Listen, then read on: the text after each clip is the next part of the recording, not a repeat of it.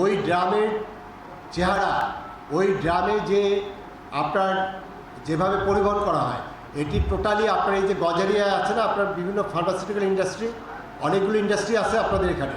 ওই ইন্ডাস্ট্রিতে যে আপনার কেমিক্যাল আসে, অ্যাসিড আসে, ওখানে অ্যাক্টিভ ফার্মাসিউটিক্যাল ইনগ্রেডিয়েন্ট এপিআই আসে, এগুলো কিন্তু সব হলো আপনার কি অ্যাসিড জাতীয়।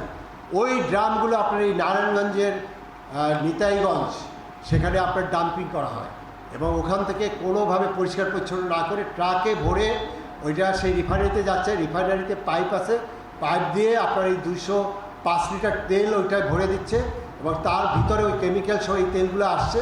এই তেলগুলো আমার আপনার বাসার মধ্যে চলে যাচ্ছে। তাহলে কি দাঁড়াচ্ছে? এই জায়গাগুলো তো আমাদের একটা ভয়ঙ্কর একটা আমরা জেনারেশন তৈরি করছি, যে জেনারেশনেরও একটা বিকলাঙ্গ একটা জেনারেশন। সেই জায়গাগুলোতে থেকে আমাদের বেরিয়ে আসার জন্য আমাদের যে আইনের বাধ্যবাধকতা আছে এবং অ্যাজ এ হিউম্যান বিইং হিসেবে, আমরা একজন মানুষ হিসেবে আমাদের এই জিনিসগুলো, আমাদের এই সোচ্চার কণ্ঠস্বর তৈরি করা দরকার। অর্থাৎ এখানে আমাদের ক্যাবের প্রতিনিধি সহ আমাদের আদার যারা বিজনেস কমিউনিটি আছে, আপনারা মিলে আমাদের সরকারি যে দপ্তরগুলো আছে সবাই মিলে আমরা একটা ভয়েস রেজ করি যে আস্তে আস্তে আমরা এখান থেকে ট্রান্সফরমেশন হবে। সেখানে ওই যে মূল্য বৃদ্ধি বা এই বিষয়গুলোকে ফোকাস না করে আমরা ওই যে যারা এটি আমাদের মধ্যে ঢুকিয়ে দিচ্ছে তাদের বিরুদ্ধে আমরা অবস্থান তৈরি করি। তাহলে কি হবে যে আমরা একটা সুস্থ জাতি, যেটি আমাদের স্মার্ট বাংলাদেশের জন্য প্রয়োজন। একটা সুস্থ যদি জাতি গঠন না করতে পারি, সুস্থ একটু মানুষ যদি না থাকে, তাহলে যে স্বপ্ন আমরা দেখছি, মাননীয় প্রধানমন্ত্রী যে স্বপ্ন দেখাচ্ছেন সেটি বাস্তবায়ন করা যাবে না। এই কারণে আমরা আজকে আপনাদের এখানে এসেছি।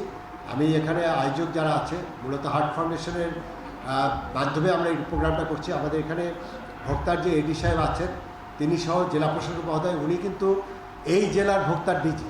এবং আমি জেলা প্রশাসককে আপনাদের সামনে একটু গর্ব করেই বলি যে 64টা ডিসি আছেন, কিন্তু তিনি একটু ব্যতিক্রম। তিনি যখন এই আপনার এখানে আমরা আসলাম, রসবাবুকে ধরলাম আলুর বিষয়, এরপরে আপনারা দেখেছেন এটি যে মুন্সিগঞ্জের রসবাবু, তিনি মোবাইল ফোন দিয়ে কোটি কোটি টাকা বিজনেস করছেন আলু নিয়ে। তাই সেখানে ডিসি সাহেব কিন্তু বিশাল উদ্যোগ নিয়েছেন, তিনি আমাকে হেল্প করেছেন। আমরা ঢাকাতে এই ডিসি সাহেবের নেতৃত্বে ইউনো সাহেবরা এখান থেকে আমরা সরকারের 36 টাকা দরে আলু নিয়ে আমরা বিভিন্ন সুপার শপে, অনলাইন শপে ঢাকাতে বিক্রি করা হয়েছে।